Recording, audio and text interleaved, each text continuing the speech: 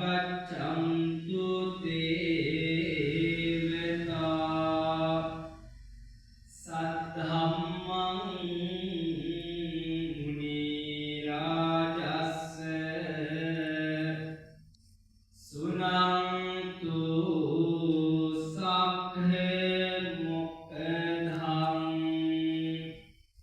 ධම්මස්සවෙන කාලෝ අයං පදන්තා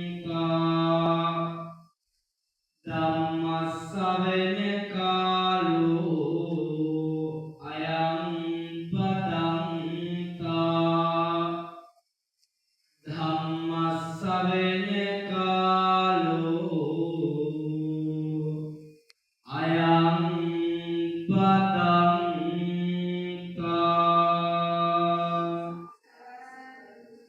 නමෝ තස්ස භගවතු අරහතෝ සම්මා සම්බුද්දස්ස නමෝ තස්ස භගවතු අරහතෝ සම්මා සම්බුද්දස්ස නමෝ තස්ස භගවතු අරහතෝ සම්මා සම්බුද්දස්ස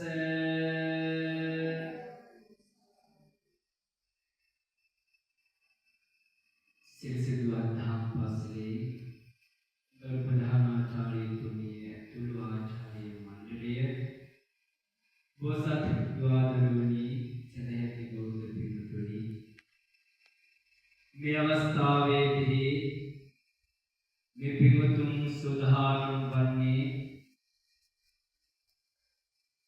ලෝතර බුදුරජාණන් වහන්සේගේ උතුම් තෙමගුණ සිහිපත් කරමින් ඒ වගේම ශාසනික සිද්ධීම් රාශියක් උන මාසයක් හැටියට නැත්නම් වෙසක් පුර පසළොස්වක බොහෝ දිනට සමගාමීව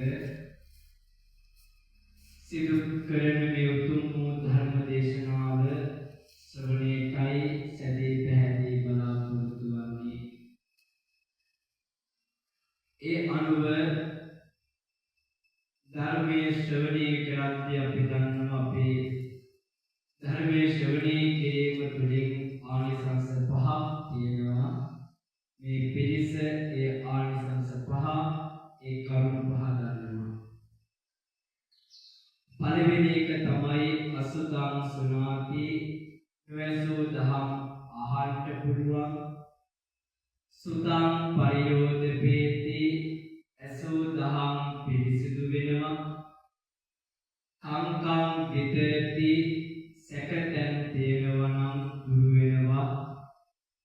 දිට්ඨිං මුජුං කරෝති නිවේදිත අවබෝධයක් ලැබෙනවා. චිත්තමත්ත පසීතති හිත පහදිනවා. නොඇසූ දහම් අහන්න පුළුවන්. ඇසූ දහම් පිරිසිදු වෙනවා. සැකතැන් දුරු වෙනවා. නිවේදිත අවබෝධයක් ලැබෙනවා. හිත පහදිනවා. ධර්මයේ ශ්‍රවණය කිරීම තුළින් ඔය කාරණා පහ පිට ලැබෙනවා. ඒ අනුව ලෝතර බුදුරජාණන් වහන්සේ විසින් අසංඛ්‍ය කල්ප ලක්ෂයක් පාරමී දම් පුරලා සයවුද්දක් දුෂ්කර ක්‍රියා කරලා මධ්‍යම ප්‍රතිපදාව ඔස්සේ උතුම් චතුරාර්ය සත්‍ය ධර්මයේ ගණිකාපිය ධර්මයන් ඔස්සේ ඒ තුමු ධර්මස්කන්ධය ඒ මෙනෙහි කරලා ධර්මස්කන්ධය අවබෝධයෙන් ලෝතර බුදුහාමුදුරුවෝ සම්මා සම්බුද්ධත්වයට පත් වුණා. එතැන් සිට 45 වසක් අවුරුදු 45 ලෝක සත්‍යයට දේශනා කරපු යතුම් මුසී සද්ධර්මය. ඉතින් ඒ අනුව අපි මේ දේශනා කරන ලද ධර්ම දේශනාව මනාව ශ්‍රවණය කරන්න ඕනි. අපේ ජීවිතයට එක්කාසු කරවා ගන්න ඕනි. ලෝතර බුදුහාමුදුරුවෝ සඳහන් කර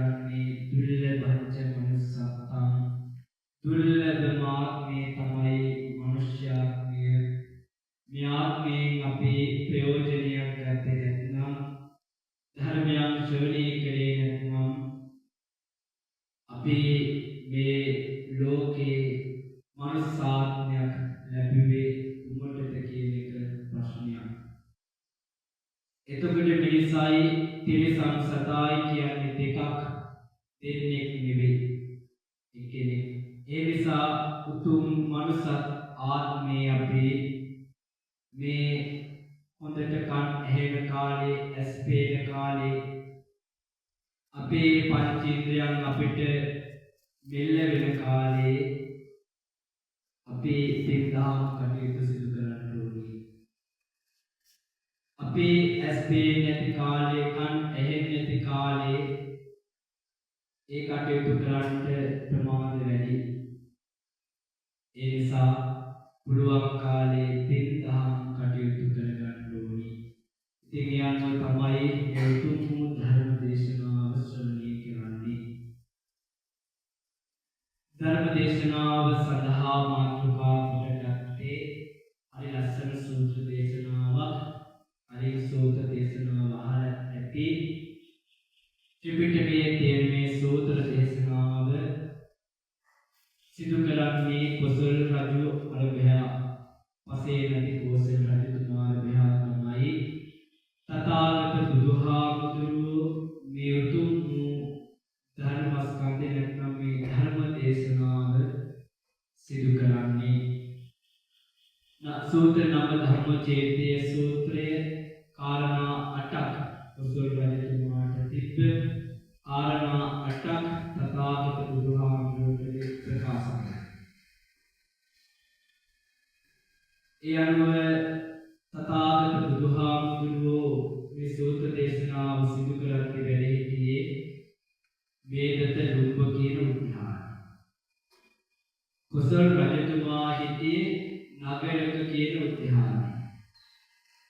මේ නගරක කියන උද්‍යානය කොයි වගේද කියවොත් හරියට නිකන් දිව්‍ය ලෝකේ කොටසක් දිවට කඩා වැටෙනවා. ඒ තරම් හරිම ලස්සන නගරයක් තමයි මේ නගරක කියන උද්‍යානය. ඉතින් ඒ අවස්ථාවේදී කොසල් රජතුමා රාජකාරී කටයුත්තකට නගරක කියන උද්‍යානයට ගියා. තමන්ගේ සෙන්පතිය, තමන්ගේ පුරෝහිතයාට කිව්වා නම තමයි දීඝකාරායන. දීඝකාරායන අමාත්‍යවරයාට කිව්වා එමෙතිතුමනි තථාගත බුදුහාමුදුරුවෝ කොහෙද දන්නේ නේද වැඩේ. බුදුහාමුදුරුවෝ හිටියනම් මේ නගරක කියන උද්‍යානය උපමාවට හරි ලස්සනට මේ නගරක කියන උද්‍යානයේ ස්වභාව සෞන්දර්යය පිළිබඳව මනරම් මවාපෑම පිළිබඳව හරි ලස්සනට ධර්ම දේශනා කරලා ඒ අනුව ඒ නිසා මට තථාගත බුදුහාමුදුරුවෝ ඉන්න තැන සෝදිසි කරලා බලන්න කිව්වා. කාටද මේ කියන්නේ? දීඝකාරායන අමාත්‍යවරයා. මේ එතනින් පස්සේ දීඝකාරායන අමාත්‍යවරයා සෝදිසි කරලා බැලුවා. බලපුවායින් පස්සේ ලෝතුරා බුදුහාමුදුරුවෝ වැඩ ඉන්නේ නගරක කියන උද්‍යානයේ ඉඳන් යොදුන් 3 එහෙයි. කොයිද බුදුහාමුදුරුවෝ වැඩ ඉන්නේ? වේදත ලුම්බ කියන උද්‍යානය. රජතුමා ඉන්නේ නගරක කියන උද්‍යානය. ඉතින් ඒ අනුව රජතුමායි දීඝකාරායන අමාත්‍යවරයායි පිටත් වුණා. රජතුමාගේ වාහනේ මේ දෙන්නම පිටත් වුණා.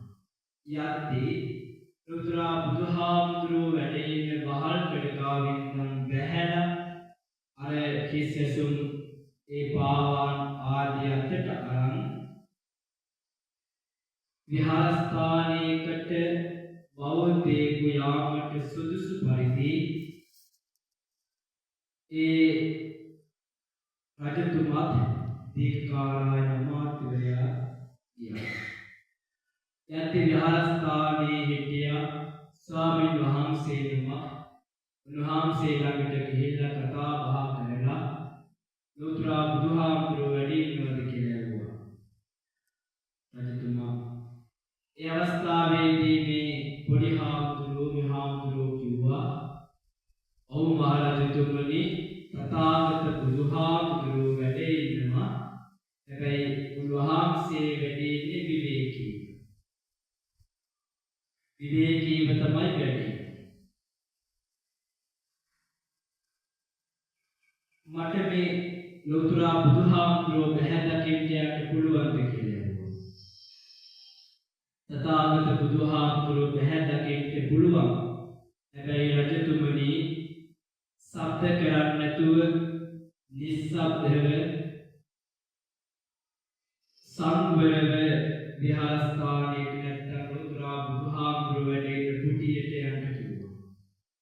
අනේ සංවරව කුටිය ළඟට ගිහිල්ලා තථාගත බුදුහාමුදුරුවෝ ඒ කුටිය ගාවට ගිහිල්ලා දොරට තට්ටුවක් දැම්මා. බුදුහාමුදුරුවෝ දොර විවෘත කරලා මහරජතුමනි එන්න කිව්වා. මහරජතුමනි එන්න කිව්වා. ඒ අවස්ථාවේදී මේ කොසල් රජතුමා සාමාන්‍ය පුද්ගලයෙක් වදින ආකාරයට නොව රජතුමා හරි අමුතු වැදීමකට තථාගත බුදුහාමුදුරුවන්ට වැඳා. ඒ වැඳීමම තමයි ධම්මචේතිය සූත්‍රයේ මුල් අවස්ථාව. කොහොමද වැඳේ? තථාගත බුදුහාමුදුරුවන්ට රජතුමා වැඳේ කොහොමද? භගවතා පාදේන සිරසා නිපතිත්වා.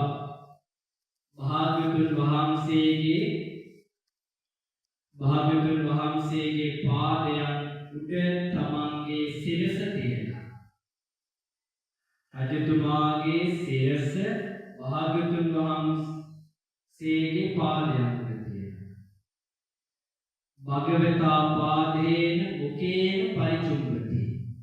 ඒ කිව්වේ භාග්‍යවතුන් වහන්සේගේ පාදයන් තමන්ගේ මුවින් ඉබහිව පාණියේහිද සම්භායති.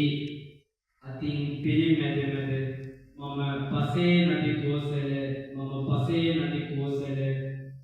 පසේ නදි කෝසල කියලා තුන් වතාවක් ආමන්ත්‍රණය කළා. ඒ අවස්ථාවේදී තථාගත බුදුහාමුදුරුවෝ ඇහැව්වා රජතුමාගෙන්, "රජතුමනි, ඇයි මේ තරම් පරම ගෞරවයක් දක්වන්නේ?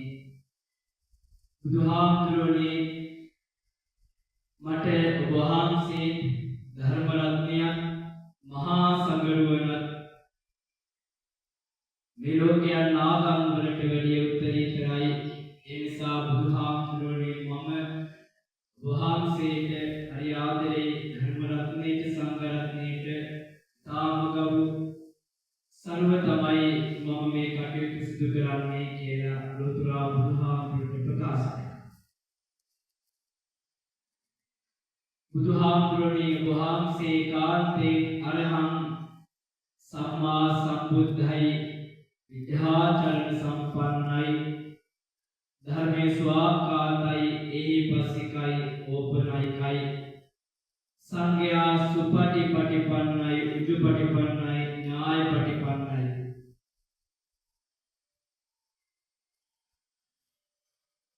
ලෝතර බුදුහාමුදුරුවෝ ඇහැව්වා, "රජතුමනි, ඔබ මේ කාරණා පිළිබඳ මනා අවබෝධයකින්ද කියන්නේ" කියලා ඇහුවා. "ඔව් බුදුහාමුදුරුවනේ, මම මේ අවබෝධයෙන් තමයි කියන්නේ. මේ ලෝකයේ ආගම් ගොඩාක් තියෙනවා. ආගම් වල නායකයෝ ඉන්නවා. ආගම් වල ඒ නායකයන්ට ගෝල පිරිසක් ඉන්නවා. හැබැයි වහන්සේගේ සම්බුද්ධ ශාසනය තරම් නම් කිසිම ආගමක් නැහැ. පිරිතුරු ධර්මයක් තියෙන කිසිම ආගමක් නැහැ. රජතුමා මේ තුනුරුවන් කෙරෙහි ශ්‍රද්ධාවෙන්මයි බුදුහාමුදුරන්ට ප්‍රකාශ කරන්නේ. ඒ තුනුරුවන් විශ්වාස කරන්නට කාල පරිච්ඡේදයක් ඉස්සරහට එනවා. ලෝතුරා බුදුහාමුදුරුවෝ ප්‍රකාශ කරනවා මේ ඒ කාලයේ තුල බුද්ධයා ගහනවා විහෙරති අප්‍රතිස්සා. ලෝතුරා බුදුහාමුදුරුවන්ට නිඳා කරනවා, අපහාස කරනවා.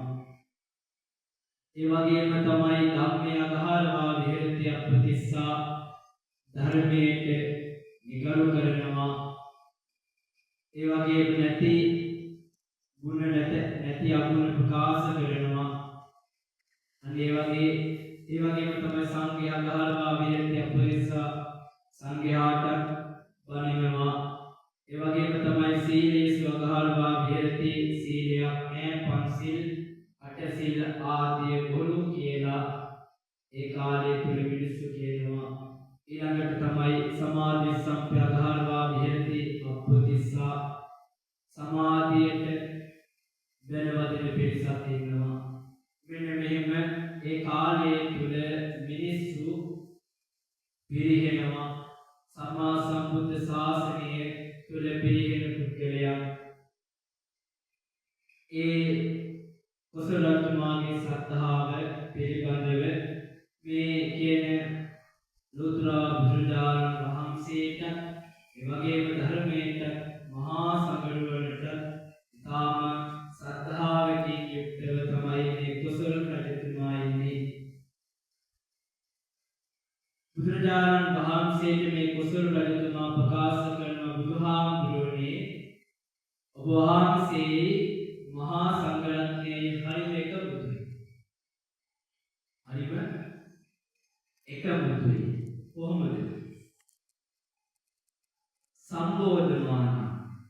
හරි සමගී. අභිවදමාන. වාද විවාද නැහැ. මහා සංඝරත්නය අතරේ බුදුහාමුදුර අතරේ වාද විවාද නැහැ. කේරෝදති භූතා, කිරේ වතුරයි එකතු වුණා වගේ. අඤ්ඤමඤ්ඤම් පියචක්කු, එකිනෙකා දිහා බලන්නෙම ප්‍රියසින්. ලෝතුරා බුදුහාමුදුරුවෝයි මහා සංඝරත්නයයි අතර වාද විවාදනේ, හරි සමගී වාද විවාදනේ. ඒ වගේම තමයි අඤ්ඤමඤ්ඤම් පියචක්කු, එකිනෙකා දිහා බලන්නෙම ප්‍රියසින්. හරි ලස්සන කතා තියෙනවා. මේ මුගලන් හාමුදුරුවෝ ආදී මේ සරියුත් හාමුදුරුවන්ට දවසක් කාලේ මුගලන් හාමුදුරුවෝ දැක්කේ නැත්තම් මුළු විහාරේ පුරාම හොයනවා. කොහොමේ මුගලන් හාමුදුරුවෝ කියලා මුළු විහාර වටේම හොයනවා. ඒ වගේම තමයි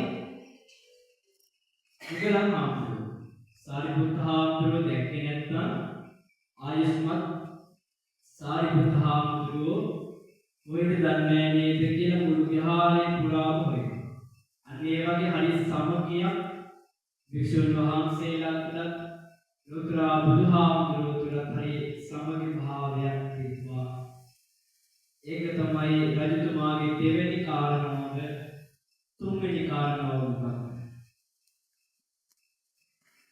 බුදුහාමුදුරුවෝ හරිම ලස්සනයි. බුදුහාමුදුරුවෝ කොයි වගේද ලස්සන? විහාරයේ ඒ පිළිවෙක ඉන්න ලෞතුරා බුදුහාමුදුරුවෝ කොච්චරනම් ලස්සනද? ඒ පිළිවෙත තුළ දෙතිස් මහා පුරුෂ ලස්සන නැහැ. 80ක් අනුවියන්ජන නැහැ. ඒ පිළිවෙන්න බුදුහාමුදුරුවෝ ඔච්චරනම් ලස්සන නම් ජීවමාන බුදුහාමුදුරුවෝ කොච්චර ලස්සනද? රජතුමාගේ මේ ප්‍රශ්නේ. ලෝතුරා බුදුහාමුදුරුවෝ හරි ලස්සනයි. ලක්කන සූත්‍රයේ තුල බුදුහාමුදුරුවෝගේ මේ ලස්සන පිළිබඳව නැත්නම් මේ දෙතිස් මහා පුරුෂ ලස්සන සඳහන් වෙලා තියෙනවා. ඒ කීපයක් ප්‍රකාශ කරන්න ලෞතර බුදුරජාණන් වහන්සේට තිබ්බේ බඹරු හිසකිස්. මොන වගේද? අත් බඹරු හිසකිස්. ඊළඟට තේල් කොණ්ඩය. තේල් කොණ්ඩය. ඇහිගම දිගට. නාසය සියුම්. ඊළඟට ඇස් දෙක අලුත උපන් වසු පැටියෙක් විදියට. ලානිල් පාටයි ප්‍රභාස්වරයි. හරි ලස්සනයි. ඊළඟට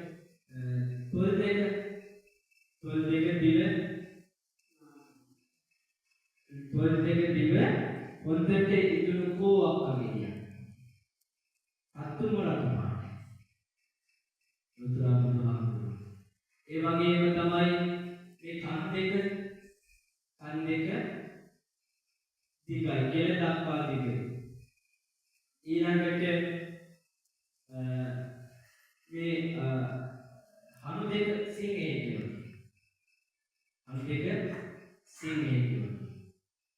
ලොකුරා බුදුහාමුදුරුවෝ හිතන්න ලොකු සත්මා කියලාත් නැත්නම් ලොකුරා බුදුහාමුදුරුවෝ ඇවිදිද්දි කොච්චරනම් ලස්සනද.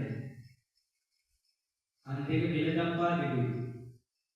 හරියට නිකන් ඇතෙක් වගේ. ඇතුත් එහෙමයි. ඇතුත් ගමන් කරද්දී අන්තික කෙල. ලොකුරා බුදුහාමුදුරුවෝ එහෙමයි. දකුණු කකුල ඉස්සරහට තියද්දි දකුණු පැත්තේ කන හෙලෙනවා.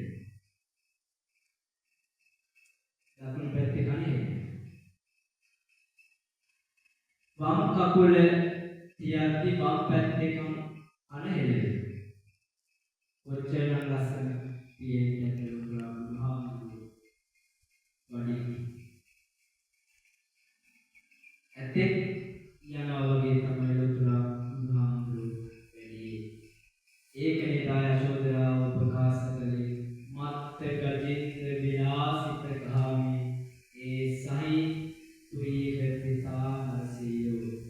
ඒ කිව්වේ අර මත් ඇතෙක් වගේ නරසිංහෙක් වගේ මේ වෙන කවුරුත් නෙවෙයි. කවුද? ඒ දෙවියා. මේ තාත්තා කියලා යශෝදරාව කිව්වා. යශෝදරාව තමයි සිද්ධාර්ථ කුමාරයාගේ හැම ලක්ෂණයක්ම දන්නේ. ඒ අසංඛ්‍ය හතරපු අල්ප ලක්ෂයක් එරන්දම් පුරාගෙන එකටම ආවා. ඒකයි අර නරසීය ගාථාවල හැම ලක්ෂණයක්ම ප්‍රකාශ කරලා ඒ ගාථා ටික ප්‍රකාශ කළේ. අතුලත් කරලා ප්‍රකාශ කළා. ඊළඟට කියනවා තුන්වෙනි කාරණාව බුදුහාමුදුරනේ වහන්සේගේ ගෝල පිරිසත් හරිම ලස්සනයි. මහා සංඝරුවනත් හරිම ලස්සනයි. ඔය වගේද කොසල් රජතුමා ප්‍රකාශ කරනවා අට්ඨ පහට්ඨා උදක්ඛා අභියත රූපා ජීවිතේන්ද්‍රිය. අට්ඨ පහට්ඨා තුටු පහටුයි ශරීරයේ කොහෙවත් ඇට කටු නැහැ. හොඳට මසින් වැඩි කිය ශරීර සම්පන්න ලක්ෂණ තමයි වහන්සේලාට තියෙන්නේ. ඒ වගේම තමයි හරිම ලස්සනයි වහන්සේගේ ගෝල පිරිස. ඊළඟට කියනවා ඊළඟ කාරණාව ප්‍රකාශ කරනවා බුදුහාමුදුරනේ වහන්සේ ධර්මයේ දේශනා කරද්දී මිනිස්සු කිසිම සත්‍යයක් නැහැ. වහන්සේ මිනිස්සු මෙල්ල කරන්නේ වචනේ. නමුත් බුදුහාමුදුරනේ මට නම් එහෙම බෑ. ඇයි මම තමයි රටේ අධිපතියා. මම අධිකරණයේ ඉඳන් සමහර තීරණ ගත්තී මිනිස්සු පොළොවේ පස් කනවල. ඇයි රජතුමා තීරණයක් ගත්තොත් ඒක එහෙමම තමයි. ආයෙ වෙනස් වෙන්නේ නැහැ.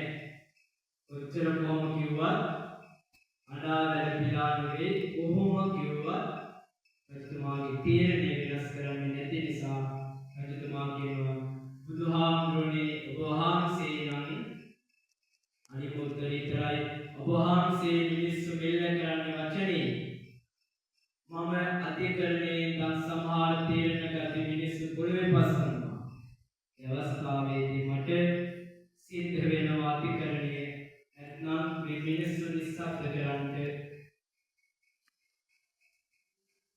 ඊළඟට කියනවා බුදුහාමුදුරනේ ඔබ වහන්සේ හම්බ වෙන්න සමහර අන්‍ය තීර්ථකයෝ ආදී ලෝතර බුදුහාමුදුරුවෝ ගාවට එන්නේ කොහොමද එන්නේ අද නම් බුදුහාමුදුරුවෝ මරනවා ඒ වගේම ගෝල පිරිස මරනවා ආදී කියාගෙන පරුස වචනේ ලෝතර බුදුහාමුදුරුවන්ට බැනවැදීගෙන තමයි එන්නේ ඒ අය එත්තේ ලෝතර බුදුහාමුදුරුවෝ දකින්නත් කලින් මහා සංඝරුවන දකින්තිම බෑ මහා සංඝරුවන දකින්තිම බෑ එතකොට ලෝතර බුදුහාමුදුරුවෝ ගාවට ගිහිල්ලා අය මෙල්ලයි බුදුහාමුදුරුවෝ ඉස්සරහා ඒ වගේම තමයි ලෝතර බුදුහාමුදුරුවෝ තමයි පුබ්බහාසී ඉස්සරලාම හිනාන්නේ ඉස්ලාම හිනාන්නේ කවුද බුදුහාමුදුරුවෝ පුබ්බහාසී ඉස්ලාම කතා කරන්නේ බුදුහාමුදුරුවෝ මහරජතුමනි සිටුතුමනි ආදී ආමන්ත්‍රණය කරලා ලෝතර බුදුහාමුදුරුවෝ තමයි ඉස්ලාම ඒ අය කොහොම ආවත් ලෝතර බුදුරජාණන් වහන්සේ ළඟට ආවම පස්සේ මෙල්ලෙනවා ලෝතර බුදුරජාණන් වහන්සේ දේශනා කරන ධර්මය අහලා ගොඩක් පිරිස ලෝතර බුදුහාමුදුරන්ට ප්‍රශංසා කරනවා අපේක්ෂාන්තම් බොහෝතුම අපේක්ෂාන්තම් අනේ ඒ වගේ ලෝතර බුදුහාමුදුරන්ට ප්‍රශංසා කරනවා වහන්සේගේ ධර්මයේ නම් හරි උත්තරීතරයි කියලා ආදී ආමන්ත්‍රණය කරනවා ඊළඟට තමයි බුදුහාමුදුරනේ මිනිස්සු ඔබ වහන්සේ මිනිස්සු නැත්නම් මිනිස්සු ඔබ වහන්සේව තියාගෙන හදමන්නේ මම දවසක් මගේ මාලිගාවේ ඒ සේවකයන් වඩුව දෙන්නෙක් එක්ක රාජකාරී කටයුත්තකට ගියා. ඒ යන අතරමඟදී ඒ රාත්‍රී වෙලා තියෙන නිසා අම්බලමක තමයි නැවතුනේ. ඒ අවස්ථාවේදී එක්තරා වඩුවෙක් අනිත් වඩුවගේ අහනවා බුදුහාමුදුරනේ සිටුතුමනි අද ලෝතර බුදුහාමුදුරුවෝ කොහෙද දන්නේ නේද වැඩේ. ඒ අවස්ථාවේදී අර අනිත් කෙනා ප්‍රකාශ කරනවා අද නම් බුදුහාමුදුරුවෝ වැඩේදී සවැත්නුවර ජේතවනාරාම.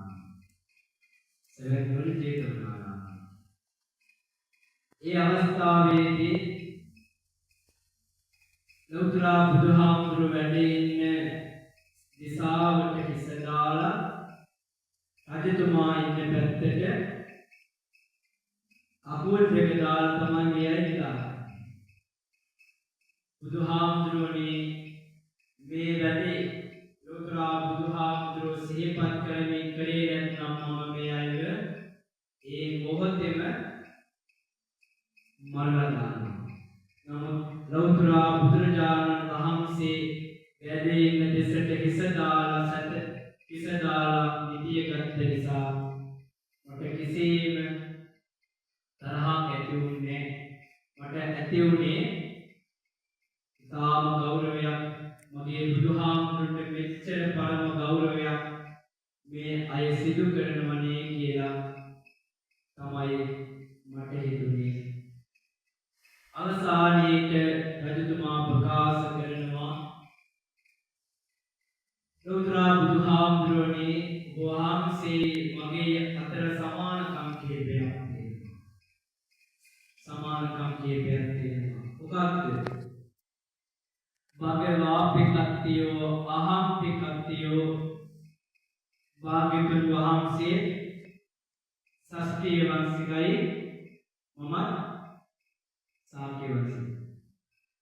එකම වංශයේ තමයි දෙන්නම. ඊළඟට භගවාපි කෝසලකෝ අහම්පි කෝසලකෝ භාග්‍යවතුන් වහන්සේ කුසල රට මම කුසල රට. अंतिमेट කියනවා භගවාපි ආසීතිකෝ අහම්පි ආසීතිකෝ මටත් 80යි භාග්‍යවතුන් වහන්සේට 80. එක වයස තමයි ලෝතර බුදුහාමුදුරුවෝ කොසල් රජුණා කියලා රජතුමා ලෝතර බුදුරජාණන් වහන්සේට ප්‍රකාශ කළා. අර අභික්ඛන්තම් බොහෝතුම අභික්ඛන්තම් බොහෝතුම මැනවි භාග්‍යවතුන් වහන්සේ ඒ වගේ මේ උතුම් ධර්මස්කන්ධයක් මහා සංඝරත්නයක් හරිම උත්තරීතරයි අන් ආගම් වලට වඩා කියලා ප්‍රශංසා කරලා භාග්‍යවතුන් වහන්සේට බැනව ලෝතර බුදුරජාණන් වහන්සේට ප්‍රශංසා කරලා රජතුමා මාලිගාවේ ඒ ලෝතර බුදුහාමුදුරුවෝ වැඩෙන මාලිගාවේ සිටිනවා.